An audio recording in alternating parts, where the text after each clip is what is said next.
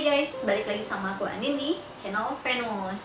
Nah, di video kali ini aku bakal bawain salah satu cerita rumah angker yang ada di kota gede Yogyakarta. Karena bicara mengenai Yogyakarta, jadi Yogyakarta ini sendiri masih banyak banget bangunan yang masih mengandung kisah-kisah mistis, misteri, horor, ya apapun lah itu namanya. Jadi buat kalian pecinta horor, kalian pasti tahu nih, pasti paham. Oh iya, di Yogyakarta kan masih banyak banget nih cerita-cerita horor. Nah, salah satu yang bakal aku bawain di sini itu adalah rumah angker yang memang udah berdiri lebih dari 100 tahun yang lalu.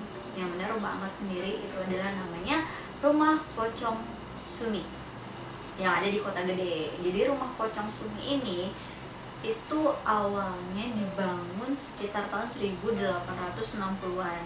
Nah, pada zaman itu kan jelas yang tinggal di situ adalah Belanda. Itu zaman Belanda. Nah, yang kita bawain di sini cerita Pocong Sumi itu adalah kejadian tahun 1935, sekitar 1935.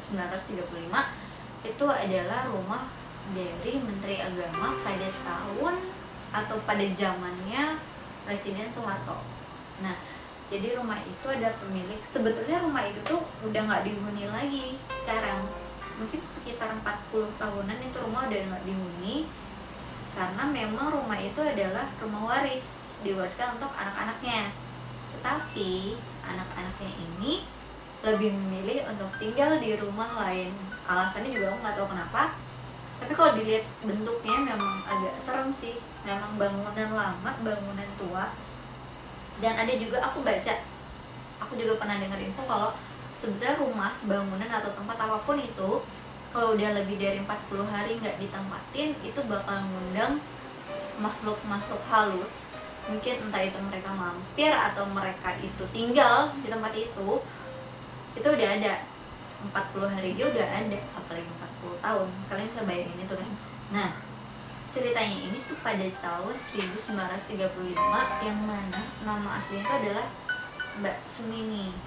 Jadi beliau ini itu sepasang suami istri yang tinggal di rumah itu. Jadi suatu ketika itu suaminya pergi entah itu kerja, ada urusan, aku nggak tahu, tapi dia bilang sama istrinya kalau jangan bukakan pintu kepada siapapun, karena sebetulnya dia ngomong kayak gitu itu mengkhawatirkan keadaan atau posisinya istrinya yang memang di rumah sendirian. Tetapi sebetulnya rumah itu udah diincar sama 3 perampok yang memang udah lama incar rumah itu. Jadi ketika suaminya itu pergi dari rumah, datanglah ini 3 perampok. Dia menggedor-gedor rumahnya Mbak Sumi, dia berkata kalau suaminya itu kecelakaan. Jadi kayak kalau dengar suami kecelakaan itu kan pasti panik. Ya udah nggak mikir lagi nih, udah nggak inget mungkin ya kata-kata suami jangan bukakan pintu kepada siapapun. Mbak Sumi jadi langsung buka pintu dan ternyata perampok itu langsung menjara isi rumahnya Mbak Sumi. Bahkan tragisnya itu Mbak Sumi itu diperkosa, dan setelah diperkosa Mbak Sumi dicekik hingga meninggal. Jadi itulah awal kisahnya adanya Pocong Mbak Sumi. Jadi yang mana entah itu warga atau memang orang yang kebetulan lewat di depan rumahnya, kalau di atas jam 10 malam itu mereka bakal lihat pocong yang berdiri tegak sendiri di depan terasnya di rumah itu. Jadi rumah Pocong Sumi. Ya aku nggak tahu ya kenapa, pokoknya dia di atas jam 10 malam itu biasanya dia bakal sering menampakkan wujudnya. Sebetulnya juga kalau misalnya berdasarkan cerita yang bakal aku bawain ini, sebetulnya dia tuh baik orangnya. Mbak Sumi itu nggak ada niatan jahat sama sekali. Dia cuma pengen nampakkan dirinya kalau kalian yang hidup itu nanti bakal kayak aku juga loh, bakal mati, bakal dikapanin seperti ini. Ya mungkin itu aja niatnya dia. Jadi kalau misalnya kayak menghantui, mengganggu, itu sebetulnya tuh enggak. Mbak Sumi itu nggak seperti itu sebetulnya. Nah, ada orang atau beberapa orang yang memang kebetulan lewat situ dan ketemu dengan penjaganya. Penjaganya ini, beliau adalah orang yang kurang lebih 13 tahun menjaga rumah itu. Entah itu dia membersihkan rumahnya, menjaga rumahnya, merawat, aku nggak tahu gimana, pokoknya dia udah sekitar 13 tahunan di rumah itu. Jadi dia seperti mengizinkan orang untuk masuk, yang mana memang rumah misterinya ini, rumah angker ini memang pernah atau bahkan sering masuk ke TV untuk di acara-acara mistis seperti itu. Jadi mungkin pecinta horor pasti tahu kan ya cerita ini. Jadi begitu kalian masuk ke halamannya, kalau dilihat halamannya aja sih sebetulnya rapi, bersih, karena memang ada penjaganya. Tapi begitu kalian masuk, itu sebetulnya sudah ada, aku nggak tahu itu anak kecil atau apa, tapi mukanya itu tuh tua, badannya kecil, perutnya buncit. Nah itu dia, mereka lari-larian tuh di depan halamannya rumah angkernya itu, mereka lari-larian. Kemudian kalau misalnya kalian masuk lagi, itu kalian bakal melewati kayak lorong. Nah jadi taman rumah kalian bakal nikung seperti ini. Jadi lorongnya itu, di ujung lorong yang harus kalian lewati kalau kalian mau ke halaman belakang itu ada sumur. Nah di sumur itu ada kayak energi yang kuat banget di sumurnya tuh. Jadi kalau misalnya menurut penjaganya sendiri itu adalah orang yang bertubuh besar, tinggi, mungkin tingginya itu seperti pohon kelapa, tinggi banget. Itu energinya besar banget. Lanjut lagi, setelah kalian melewati sumur tadi, kalian bakal ketemu kayak, kalau sekarang sih kita ngeliatnya kayak teras gitu sih, teras belakang itu ada pintu. Nah di situ kalian biasanya sih nggak diizinkan ngedeketin pintu itu, bahkan kalian nggak boleh masuk ke dalam rumah melalui pintu itu, karena di depan pintu itu tuh ada harimau yang ngejaga. Jadi biasanya sih kalau yang aku tahu, kalau misalnya ada harimau seperti itu, biasanya memang ada hal atau apapun itu yang disimpan, memang dipendam di dalam rumah itu. Jadi kalau orang zaman dulu itu sebetulnya mereka kalau ada harta yang memang benar-benar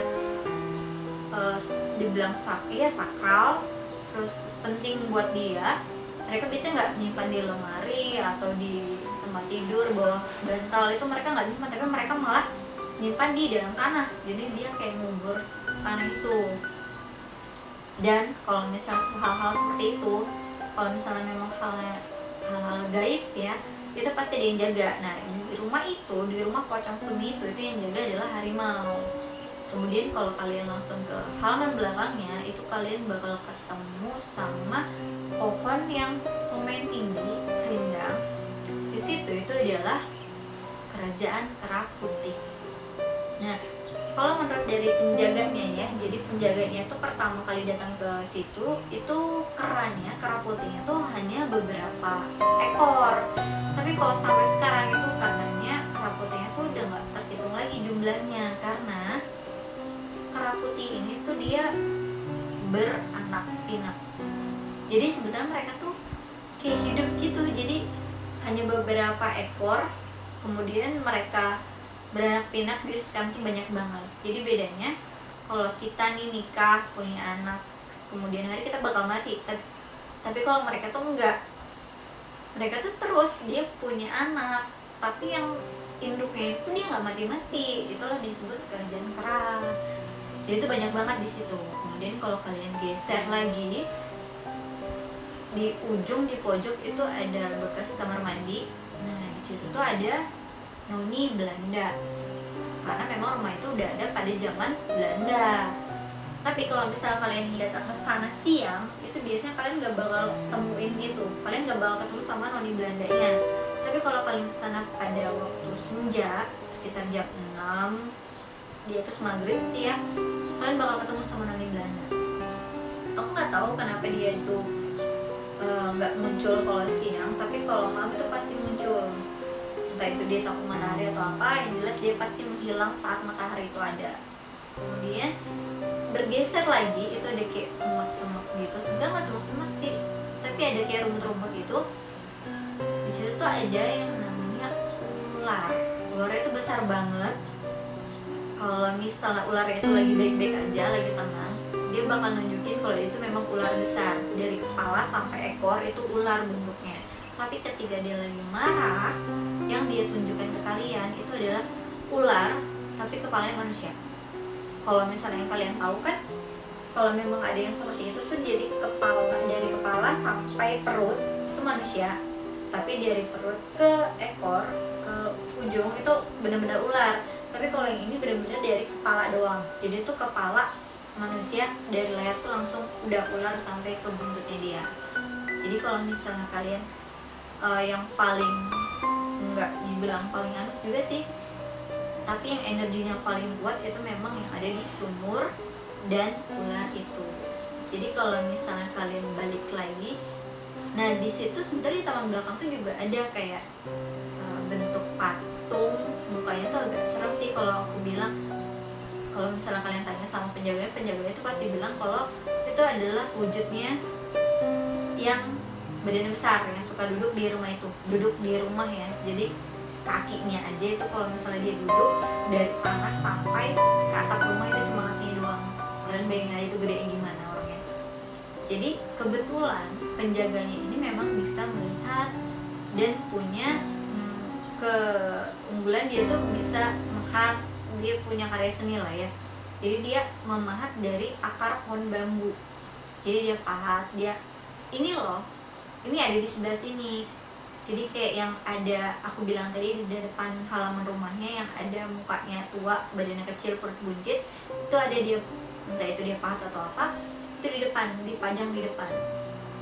Kemudian di pohon-pohon yang aku bilang ada kerajaan kera putih, itu juga dia digantung boneka-boneka monyet.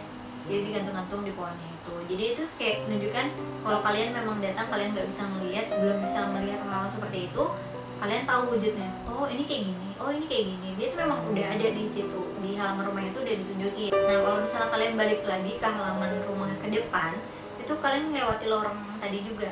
Nah waktu kalian melewati lorong itu ada jendela kamar. Di situ tuh sebetulnya ada namanya Mbak Putri.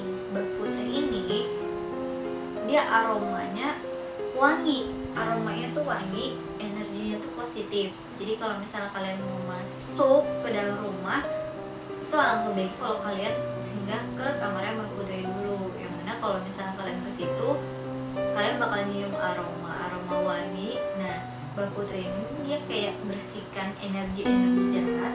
Jadi ya kalau misalnya kalian udah pindah keluar dari kamarnya Mbak Putri, kalian pindah ke kamar yang lain, kalian bakal ditemani sama Mbak Putri. Istilahnya tuh kalian dijaga sama Mbak Putri ini. Kalau bicara masalah Mbak Putri ini sebetulnya adalah sinden pada zaman dulu. Kalau cerita kenapa Mbak Putri bisa ada di rumahnya Sumi juga aku nggak tahu, tapi yang jelas Mbak Putri itu ada di salah satu kamar di dalam rumah itu.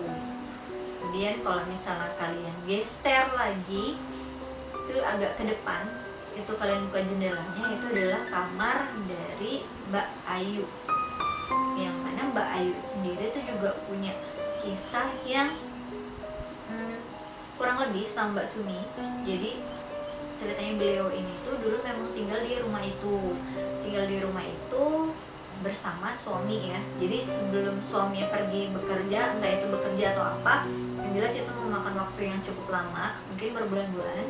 Jadi sebelum suaminya itu pergi, sebetulnya Mbak Ayu ini sudah hamil. Jadi ketika suami datang, perutnya Mbak Ayu sudah lebih besar dari yang sebelumnya. Mungkin melihat hal tersebut, entah itu suaminya mabuk atau memang lagi stres, dia menganggap kalau Mbak Ayu ini itu bukan anakku. Jadi dia berpikir kalau Mbak Ayu ini selingkuh dengan pria lain. Jadi Mbak Ayu ini benar-benar disiksa, dipukul, palanya tuh mungkin dijedokkan di tembok kamarnya, benar-benar disiksa habis-habisan. Jadi Mbak Ayu sudah lemas, sekarat, ditinggal gitu aja di dalam kamar. Dan ya jelas tetangga-tetangga juga nggak ada yang tahu kan. Jadi benar-benar sampai habis nafasnya Mbak Ayu tuh di kamar itu dengan ya entah itu berlumuran darah atau gimana, benar-benar sekarat. Setelah beberapa hari baru warga itu tahu. Jadi ya baru tahu, setelah mereka tahu ya Mbak Ayu udah nggak bernapas lagi. Jadi kisahnya tuh memang tragis banget.